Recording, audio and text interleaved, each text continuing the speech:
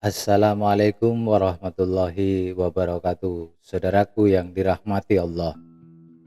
Semua dari kita pasti pernah mengalami atau merasakan yang namanya sakit. Entah itu penyakit ringan atau penyakit berat. Apa yang menyebabkan sakit dan bagaimana kita menyikapi sakit sudah dibahas dalam video terdahulu.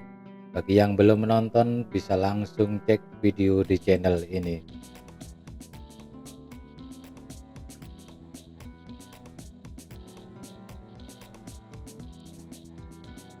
Banyak di antara kita ketika merasa sakit biasanya langsung minum obat yang dijual bebas di pasaran jika kita menganggap sakit yang kita alami adalah sakit yang ringan.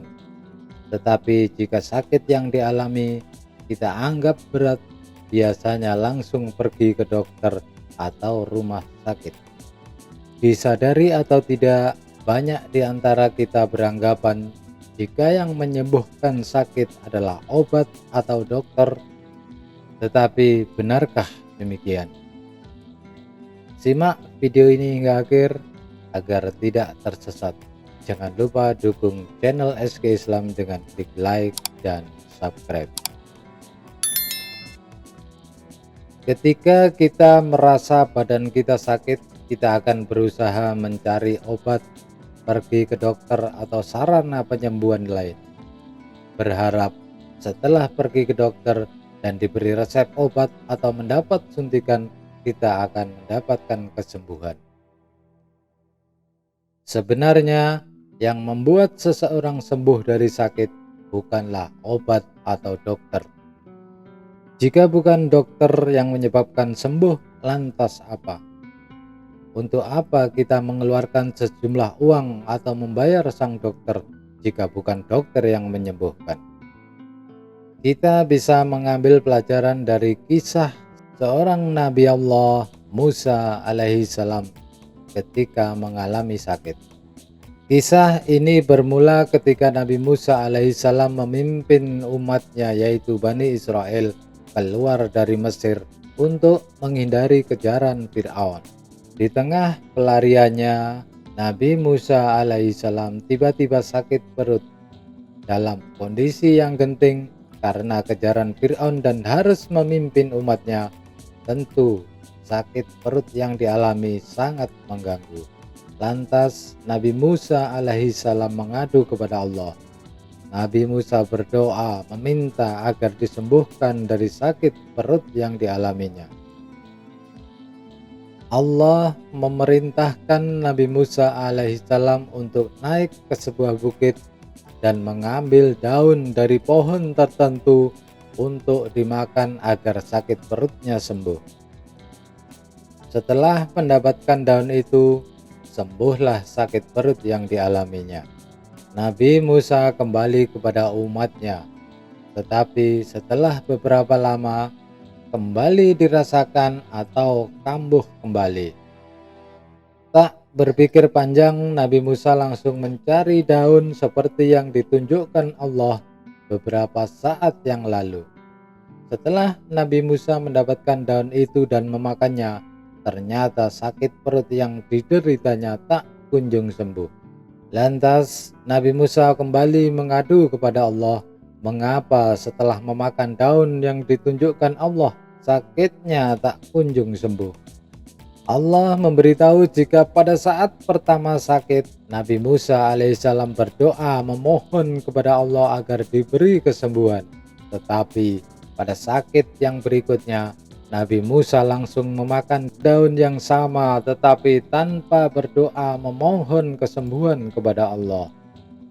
Poin penting dari kisah ini adalah bukan obat atau sarana yang digunakan yang menyebabkan sembuh dari sakit, melainkan Allah lah yang menyembuhkan.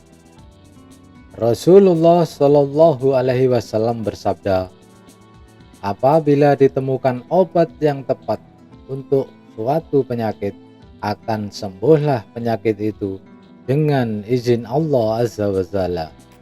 Hadis riwayat Muslim. Rasulullah memang menyebutkan obat yang tepat bisa menyembuhkan. Tetapi jangan dihilangkan poin penting di akhir hadis ini, dengan izin Allah. Jadi Allah lah yang menentukan sembuh dan tidaknya seseorang, bukan obat, dokter, atau sarana penyembuhan yang lain. Sementara Dr. Zaidul Akbar menekankan pentingnya doa. Doa sangat besar potensinya untuk menjadi jalan kesembuhan dalam sebuah proses pengobatan penyakit. Doa itu bisa jadi merupakan penyembuhnya dari Allah. Obat tidak selalu berupa sesuatu yang dikonsumsi orang yang menderita sakit. Apapun sakitnya, berdoalah kepada Allah agar diberi kesembuhan darinya. Jangan hanya mengandalkan sarana pengobatan, karena kesembuhan itu sendiri hanya milik Allah. Kesembuhan hanyalah diberikan Allah dari yang halal yang Dia ciptakan. Kisah menarik ketika seorang laki-laki setengah baya menderita sakit. Maka istri, anak, dan keluarganya menyarankan untuk pergi ke dokter. Tetapi lelaki ini terlihat ogah-ogahan jika harus pergi ke dokter. Entah karena apa, dia merasa enggan pergi ke dokter.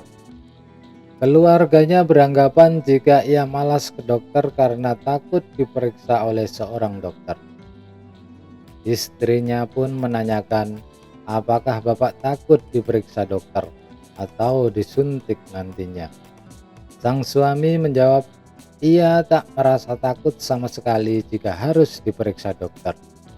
Istri dan seluruh keluarganya bingung, tetapi setelah dirayu oleh semua keluarga, akhirnya bapak ini mau juga berangkat ke sebuah klinik dokter dibantu oleh keluarganya. Sesampai di klinik, sang bapak menunggu antrian untuk diperiksa dokter.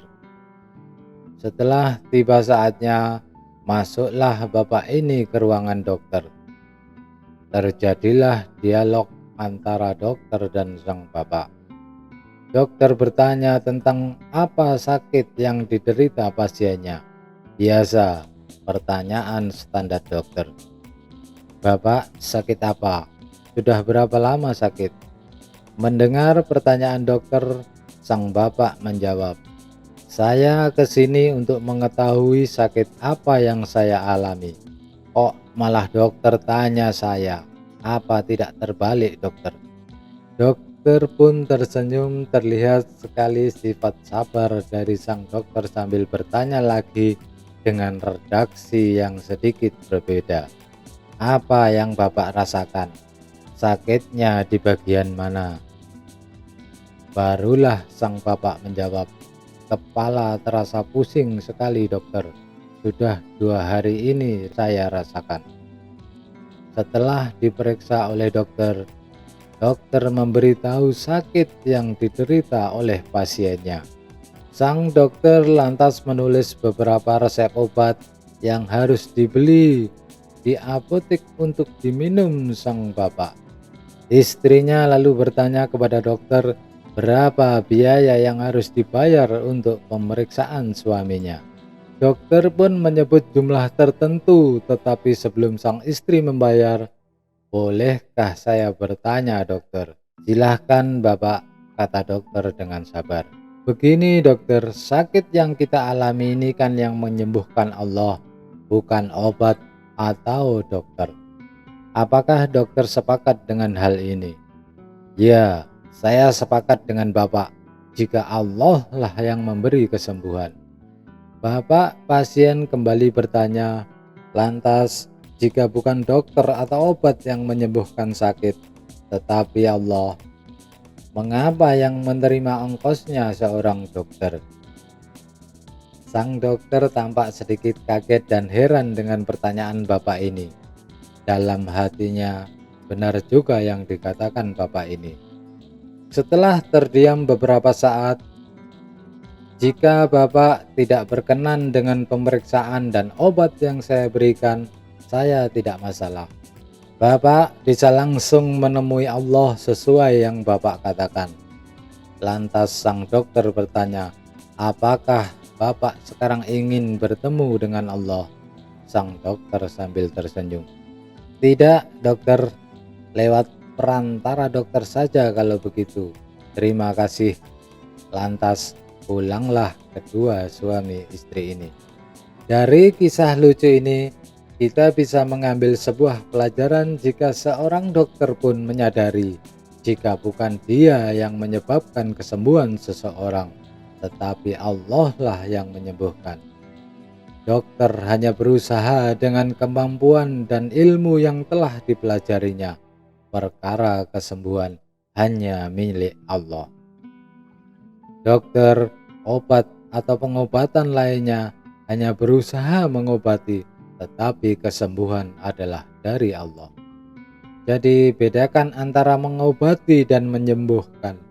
Jika mengobati adalah obat, dokter, tabib, atau ahli pengobatan lainnya, tetapi yang menyembuhkan adalah Allah Subhanahu wa Ta'ala. Doa adalah hal terpenting untuk mendapat kesembuhan. Hal pertama yang dilakukan ketika mengalami sakit adalah berdoa kepada Allah agar diberikan kesembuhan. Selanjutnya, kita upayakan pengobatannya dan berharap apa yang kita usahakan, baik itu obat, dokter, atau pengobatan yang lain, bisa menyembuhkan sakit yang diderita dengan izin Allah. Semoga dari kisah ini kita bisa mengambil pelajaran, karena disadari atau tidak, kita sering salah anggapan jika yang menyebabkan kita sembuh adalah obat A, B, atau C, atau dokter A, dokter B, atau dokter C.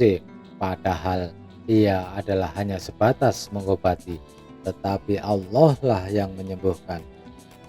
Terima kasih sudah menonton video hingga akhir. Jangan lupa share agar lebih banyak yang mendapat manfaat. Wassalamualaikum warahmatullahi wabarakatuh.